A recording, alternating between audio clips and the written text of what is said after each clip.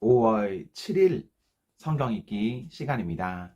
우리 오늘은 열왕기상 19장에서 20장, 시편 122편, 열왕기상 19장에서 20장, 시편 122편에 있는 말씀을 읽겠습니다. 19장. 아합은 엘리야가 한 모든 일과 그가 칼로 모든 예언자들을 죽인 일을 낱낱이 이세벨에게 알려주었다. 그러자 이세벨은 엘리야에게 심부름꾼을 보내어 말하였다. 내가 예언자들을 죽였으니 나도 너를 죽이겠다. 내가 내일 이맘때까지 너를 죽이지 못하면 신들에게서 천벌을 달게 받겠다. 아니 그보다 더한 재앙이라도 그대로 받겠다.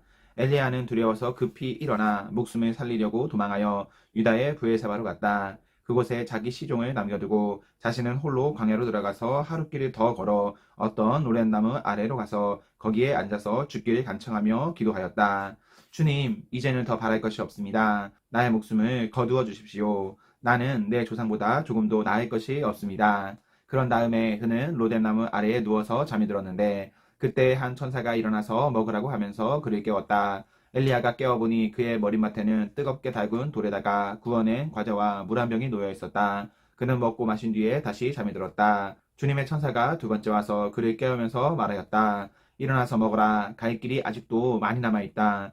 엘리야는 일어나서 먹고 마셨다. 그 음식을 먹고 힘을 얻어서 밤낮 40일 동안을 걸어 하나님의 산인 호렙산에 도착하였다. 엘리야는 거기에 있는 동굴에 이르러 거기에서 밤을 지냈다. 그때 주님께서 그에게 말씀하셨다. 엘리야야, 너는 여기에서 무엇을 하고 있느냐? 엘리야가 대답하였다. 나는 이제까지 주 만군의 하나님만 열정적으로 섬겼습니다. 그러나 이스라엘 자손은 주님과 맺은 언약을 버리고 주님의 제단에 헐었으며 주님의 예언자들이 칼로 쳐서 죽였습니다. 이제 나만 홀로 남아있는데 그들은 내 목숨마저도 없애려고 찾고 있습니다. 주님께서 말씀하셨습니다. 이제 곧 나 주가 지나갈 것이니 너는 나가서 산 위에 주 앞에 서 있어라. 크고 강한 바람이 주님 앞에서 산을 쪼개고 바위를 부수었으나 그 바람 속에 주님이 계시지 않았다. 그 바람이 지나가고 난 뒤에 지진이 일었지만 그 지진 속에도 주님께서 계시지 않았다. 지진이 지나가고 난 뒤에 불이 났지만 그 불 속에도 주님께서 계시지 않았다. 그 불이 난 뒤에 부드럽고 조용한 소리가 들렸다. 엘리야는 그 소리를 듣고서 외투자락으로 얼굴을 감싸고 나가서 동굴 어귀에 섰다. 바로 그때 그에게 소리가 들려왔다. 엘리야야, 너는 여기에서 무엇을 하고 있느냐? 엘리야가 대답하였다. 나는 이제까지 주 만군의 하나님만 열정적으로 섬겼습니다. 그러나 이스라엘 자손은 주님과 맺은 언약을 버리고 주님의 제단을 헐었으며 주님의 예언자들을 칼로 쳐 죽였습니다. 이제 나만 홀로 남아있는데 그들은 내 목숨마저도 없애려고 찾고 있습니다.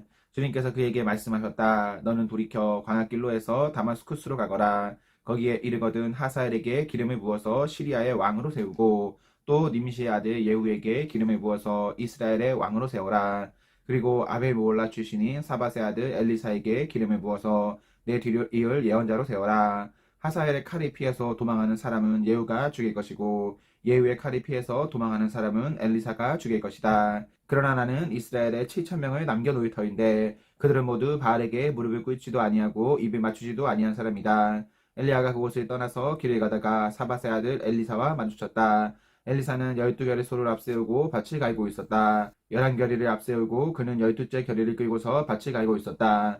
엘리야가 엘리사의 곁으로 지나가면서 자기의 외투를 그에게 던져주었다. 그러자 엘리사는 소리 버려두고 엘리야에게로 달려와서 말하였다.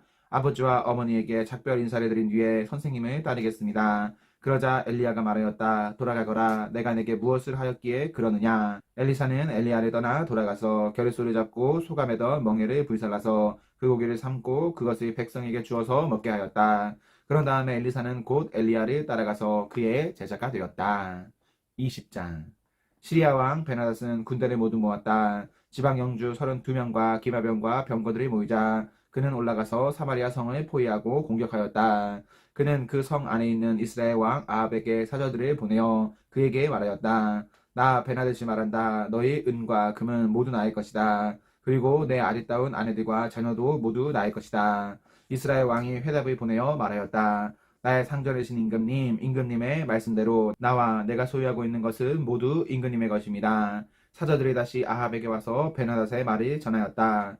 나 베나닷이 말한다. 내가 전에 사자를 보내어서 전달한 것은 너의 은과 금과 아내들과 자녀들이 모두 나에게로 보내라는 말이었다.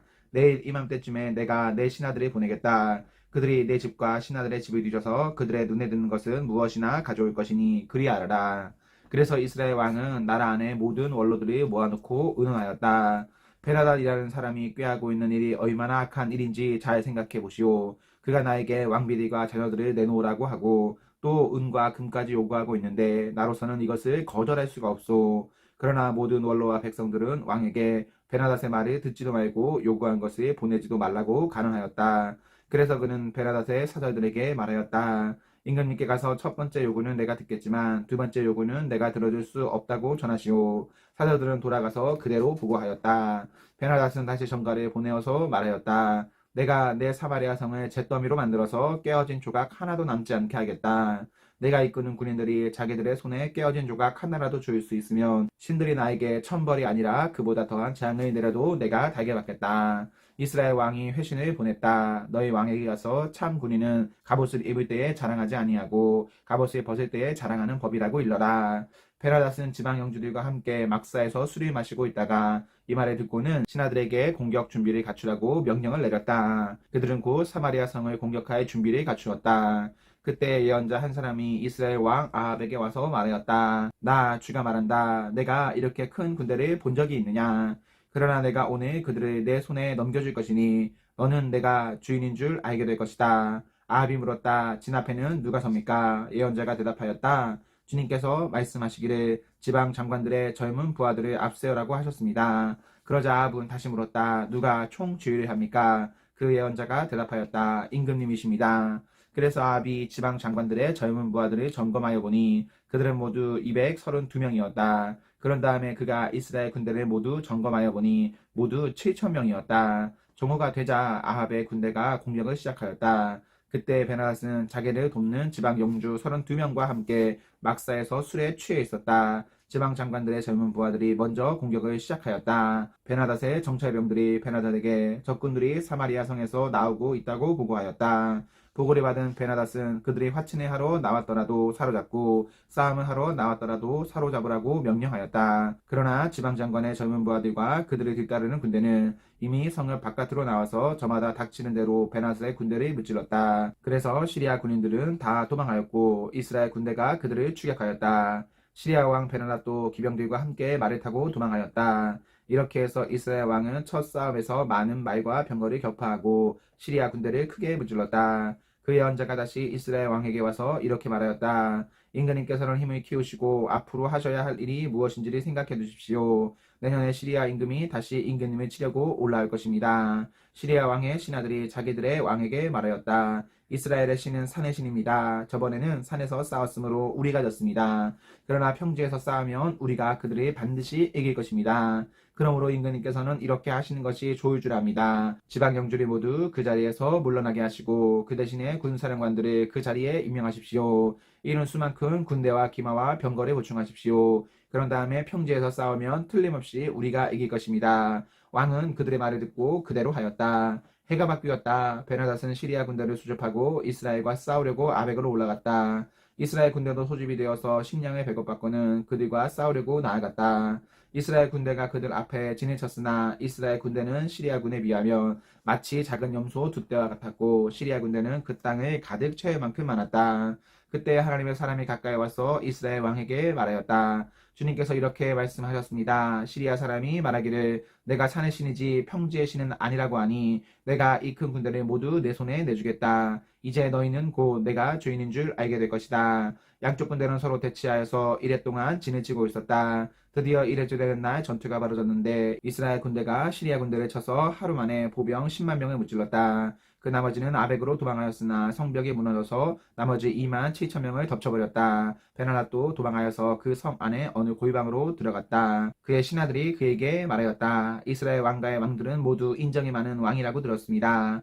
우리가 굵은 배로 허리를 묶고 목에 줄을 동여매고 이스라엘 왕에게 가면 어쩌면 그가 임금님의 생명을 살려줄지도 모릅니다. 그래서 그들은 굵은 배로 허리를 묶고 목에 줄을 동여매고 이스라엘 왕 앞에 나아가서 왕의 종 베나닷이 제발 목숨만은 살려달라고 애원하고 있습니다 하고 말하니 아하 왕이 말하였다. 아직도 그가 살아있느냐? 그는 나의 형제다.